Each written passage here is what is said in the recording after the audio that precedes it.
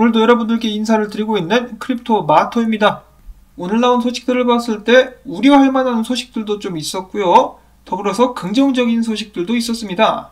엎치락 뒤치락 소식의 난장판이었었던 하루였는데 어떤 소식들이 나왔는지 또 바로 보도록 하겠습니다. 첫째로 오늘 달러가 녹았습니다. 달러가 녹으면서 미국 증시는 어제 이어서 반등하고 있는 모습이 보여지고 있고요. 비트코인 역시 한때 11,000달러 위로 올라가면서 반등을 노려봤었으나 이후 꼬꾸라지면서 40,000달러에서 거래가 진행이 되고 있는 상황입니다. 알트코인들 같은 경우는 강하게 반등하는 알트코인들도 있었고요. 다른 코인들보다는 작게 움직임을 보여주는 알트코인들의 모습들도 확인을 해볼 수가 있었습니다. 자, 그럼 오늘 첫 번째 소식 보도록 하겠는데요. 미국의 재무부가 1만 달러 이상의 암호화폐를 거래하는 기업들은 의무적으로 IRS 연방국세청에 신고를 해야 된다라고 밝혔습니다. 그들은 탈세를 막기 위해서 이런 조치를 취하게 될 것이라고 하는데요. 기업들 뿐만 아니라 그 누구든지 간에 1만 달러 이상의 암호화폐를 움직일 때는 마찬가지로 국세청에 신고를 해야 된다라고 밝힌 것인데요. 물론 이러한 발언은 지난 1월에도 있었습니다. 1월에도 이런 안건에 대해서 이야기가 나온 적이 있었는데 이제는 보다 진지하게 암호화폐 규제를 위해서 이런 움직임을 보이는 것이 아닌가 싶습니다. 이를 두고 이것은 긍정적이다, 부정적이다 의견들이 많이 나뉘는데요. 일단 시장 같은 경우는 우연일지 몰라도 단기적으로는 부정적으로 반응을 했었습니다. 이러한 조치 같은 경우는 지금 당장이 아니라 2023년부터 적용되게 될 것이라고 합니다. 아직 멀었죠? 그 다음으로 이어서 이번에는 연준 의장이 이야기합니다. 암호화폐 및 스테이블코인은 금융 시스템의 잠재적 리스크가 될 수 있다. 또한 암호화폐 같은 경우는 스스로의 변동성 때문에 하나의 결제 수단이 되는 것을 막고 있다라고 이야기를 하기도 했었는데요. 암호화폐에 대해서 긍정적인 발언은 아니라고 볼 수가 있겠죠. 금융 시스템의 잠재적 리스크가 될 수 있다. 점점 더 많은 규제를 만들기 위해서 이 폼을 잡고 있는 것이 아닌가라는 생각이 드는데요. 이어서 암호화폐 업계의 붕어 싸만코 SEC 위원장 게리 겐슬러 같은 경우는 조만간에 암호화폐 거래소들에 대해서 규제를 할 것을 암시하면서 거래소 규제는 결국 대중에게 이익이 될 것이다 라고 이야기를 했습니다.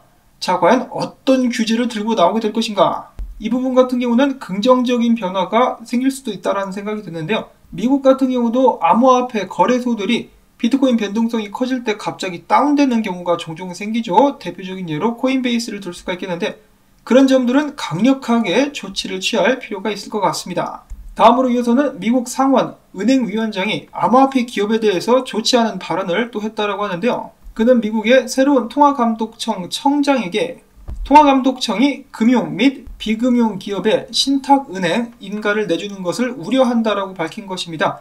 무슨 소리냐? 최근에 여러 암호화폐 회사들이 신탁은행 인가를 받고 은행으로서의 역할을 하려고 하니까 이게 못마땅하다 이거죠.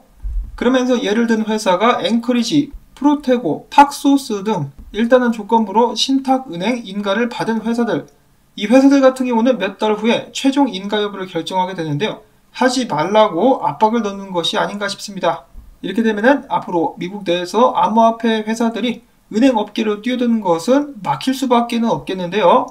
아마도 기존의 은행들이 경쟁자들이 더 생기는 것을 우려해가지고 이런 식으로 뒤에서 좀 찌르는 것은 아닌가라는 생각도 하게 됩니다. 그 다음으로는 언제나 그렇듯이 중앙은행들, 그들의 권력을 위협하는 암호화폐들을 좋아하지 않은데요. 이번에는 노르웨이 중앙 쪽에서 이렇게 이야기를 했습니다. 암호화폐의 가격 변동성은 은행 시스템을 위협할 수 있다. 물론 아직까지는 그렇게 큰 위협이 되지 않지만은 앞으로 암호화폐 투자에 대한 노출이 증가하게 된다면은 이는 은행 시스템에 위협이 될 수 있다라고 이야기를 했습니다. 비트코인의 최근 하락과 함께 이런저런 말들이 나오고 있는 상황. 반면에 호주의 디지털 경제부 장관 같은 경우는 호주 내에서 사람들이 암호화폐 투자를 하는 것에 대해서 문제를 삼지는 않겠다. 암호화폐는 성장할 가능성이 있는 중요한 자산군이긴 하지만은 휘발성 역시 강하다는 것을 명심해야 된다라는 이야기를 했었고요. UBS 은행, 스위스의 투자은행인데요. 이들은 최근에 비트코인을 투기 수단으로 지목을 하고 포트폴리오에 편입하지 않겠다는 점을 분명히 했다라고 합니다. 전 세계적으로 꽤 큰 은행들, 특히 미국 은행들, JP모건, 골드만삭스, 웰스파고 등등이 암호화폐 투자 상품을 제공하려는 것에 비해서 굉장히 반대적인 의견을 보여주고 있는데요. 그 반면에 캘리포니아의 지역은행인 선크레스트 같은 경우는 이용자들을 대상으로 비트코인 구매 및 판매를 지원하기 위해서 규제 당국과 협의 중이라고 합니다.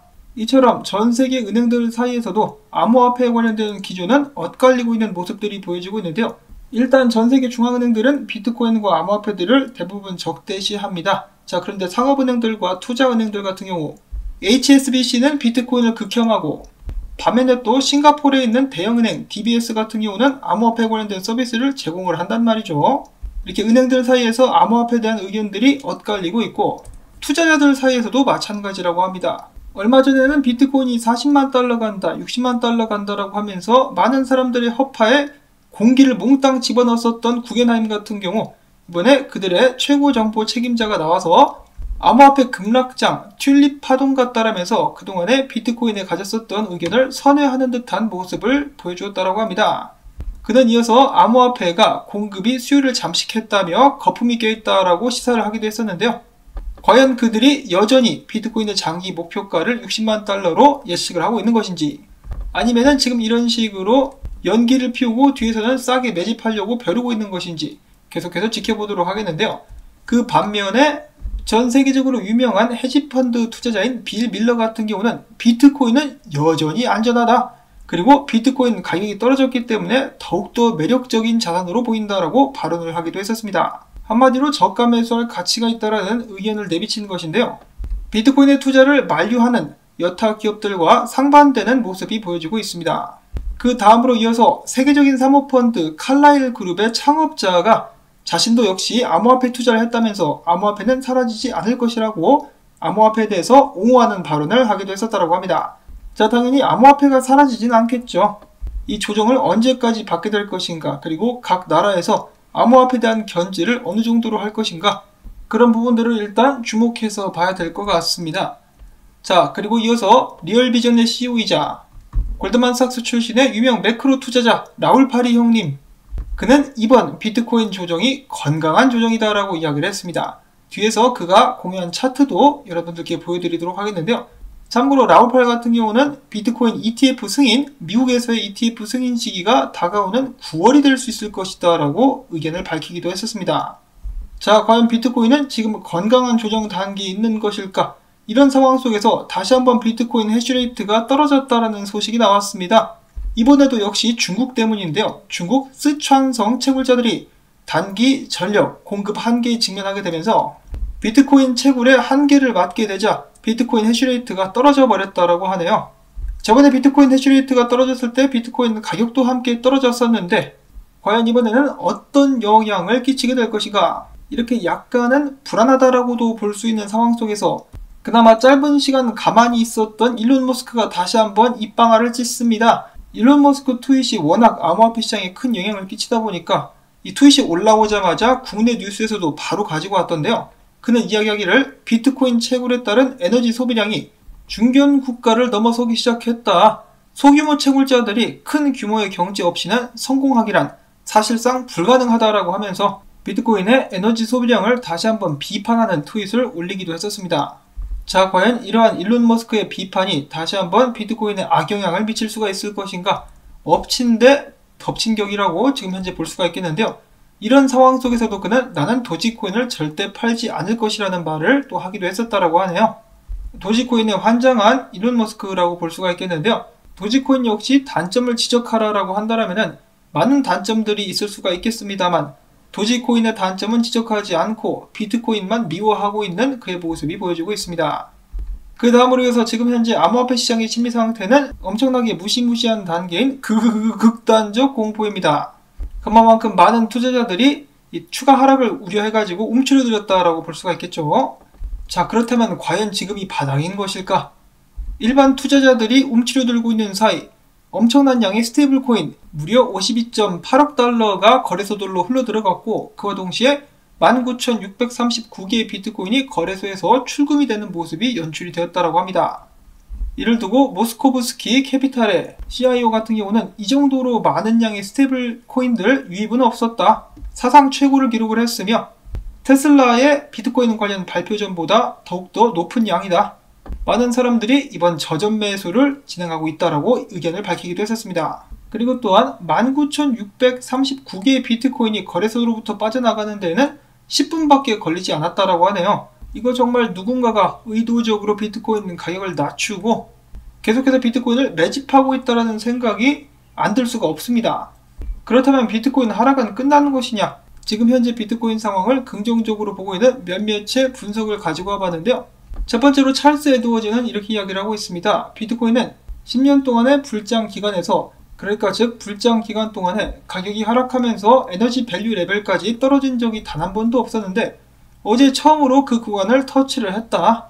내가 봤을 때는 최고의 비트코인 매수 시그널이었었다 라고 이야기를 했습니다. 다음으로 이어서 앞에서 비트코인의 건전한 조정을 주장했었던 라울 팔, 그는 2013년도와 지금 현재 비트코인 차트 비교 보시면은 흐름이 굉장히 비슷하다라고 이야기를 하고 있고, 그 다음에는 2017년도와 지금 현재 비트코인 차트를 비교하면서 걱정할 것은 없다라고 이야기를 하고 있었습니다.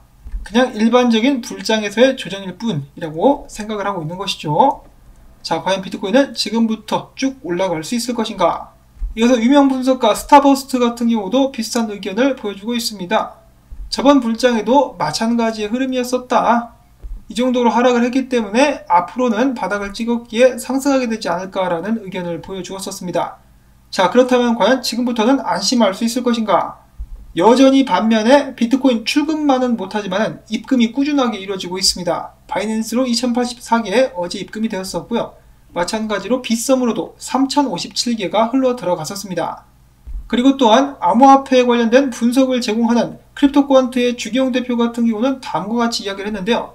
고래 덤핑 지표, 즉 고래들이 비트코인을 거래소들로 집어넣는 그런 지표를 봤을 때 작년 3월 대폭락장 이후 1년 내 최고치에 달했다. 고래들은 거래소로 비트코인을 꾸준하게 입금 중에 있다. 만약에 이러한 움직임이 그들의 계획하에 이루어지고 있는 것이라면 비트코인 가격은 더 내려갈 수도 있겠다. 혹은 최소한 바닥 확인하러 가게 될 수도 있겠다라고 하면서 본인은 단기적으로는 비트코인의 하방세를 더 우세하게 본다라고 이야기를 했습니다.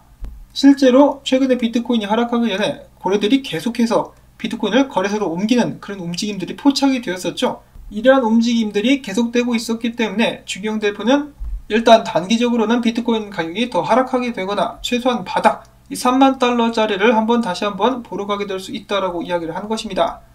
자, 그리고 네브라스카는 구너, 이번 하락이 오기 전에 와이코프의 상승 후 분배 패턴을 사람들에게 공유를 했었죠. 그래서 어떤 사람들은 그것을 믿었었고 어떤 사람들은 볼륨이 받쳐주고 있지 않기 때문에 하락하지 않을 것이다 라고 이야기를 했는데 결과적으로 봤을 때는 그의 분석이 맞았었습니다. 그래서 3만 달러까지 떨어졌었는데요. 정확한 예측가였었다라고 하죠.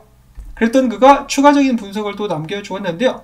비트코인이 만약에 일본 기준 99 단순 지수 이동평균 가격대로 바로 올라갈 수 없다라면 가격대가 대략적으로 42,000달러 정도가 돼 보이는데요. 여기까지 올라갈 수 없다라면 비트코인은 앞으로 25,000달러에서 45,000달러 사이에서 횡보를 하게 될 수도 있다라는 분석을 남겼습니다. 25,000달러까지 떨어지게 된다라면 바닥 뚫고 내려간다라는 소리인데요.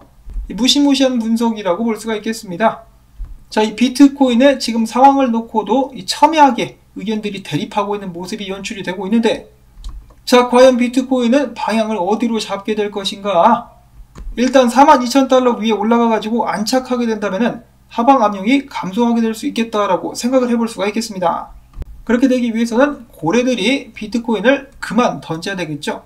마치 지들이 던지면서 가격 낮추고 낮은 가격에 비트코인을 매수하고 있는 그런 모습들이 연출이 되고 있는데, 이 녀석들에게 놀아나지 않기 위해서는 우리도 이 녀석들이 하는 짓을 따라 하거나 아니면 존버하면서 저가 매수를 분할로 진행을 하거나 해야 되지 않나 싶습니다. 자, 물론 투자 조언은 절대로 아닙니다. 암호화폐 시장처럼 변화무쌍한 시장이 또 어디 있겠습니까? 그렇기 때문에 언제나 조심하시면서 여윳돈만 가지고 투자를 진행하실 수 있기를 바랍니다. 최근에 또 이번 하락 때문에 많은 암호화폐 투자자들이 손을 털었다라는 기사가 나오더라고요.